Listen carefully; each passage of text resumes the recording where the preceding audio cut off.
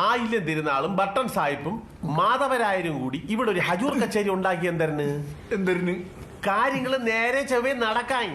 പിള്ളക്ക് ഇപ്പൊ എന്തിനു വേണം? പിള്ളയുടെ അച്ഛൻ ഈ രാജ്യത്തെ പ്രധാനമന്ത്രി ആയിരുന്നു പറയണോ? ഹജൂർ കച്ചേരിയിലുള്ള സർക്കാർ മുദ്ര വച്ച ഒരു കടലാസിഞ്ഞ് കിട്ടിയാ മതി. അതൊന്നും വേണ്ട. പഞ്ചായത്തിന്റെ മുമ്പിൽ അച്ഛന്റെ പ്രതിമ സ്ഥാപിക്കണം. പിന്നെ അച്ഛൻ സ്ഥാപിച്ച സ്കൂളും അങ്ങാടിയിലെ കടകളും തമ്മിലെടുത്തും തിരിച്ചു കിട്ടണം. പരമേശ്വര പിള്ളയ്ക്ക് ഇതുപോലൊരു മകനുണ്ടത് നാലാൾ അറിയണം. നമ്മുടെ രാഷ്ട്രപിതാവ് മഹാത്മാഗാന്ധി രക്തസാക്ഷിയതിന് ശേഷം രണ്ടാം ജന്മദിനത്തിനെ പറ്റി അറിയാമോ? അതിപ്പോ നോട്ടിനകത്ത് ആദ്യം കൂടി ഉണ്ടെങ്കിൽ ഈ നാട്ടിൽ എന്തൊരു പുല്ലും നടക്കും. പിന്നെ തിരുവനന്തപുരത്ത് ഇല്ലാത്തതേ പറയാവൂ. അതെന്ത്? ഉള്ളത് പറഞ്ഞാൽ തള്ളാക്കി വിളിക്കും. ഒഴുക്കി പിള്ളേ, എല്ലാ കാര്യത്തിനും ഒരു മാറ്റം വേണം.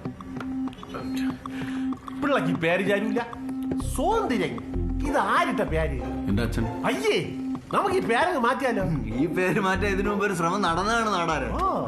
കോക്രാങ്കരം മുഴുവൻ കുലുങ്ങിയ ഒരു സംഭവമായിരുന്നു.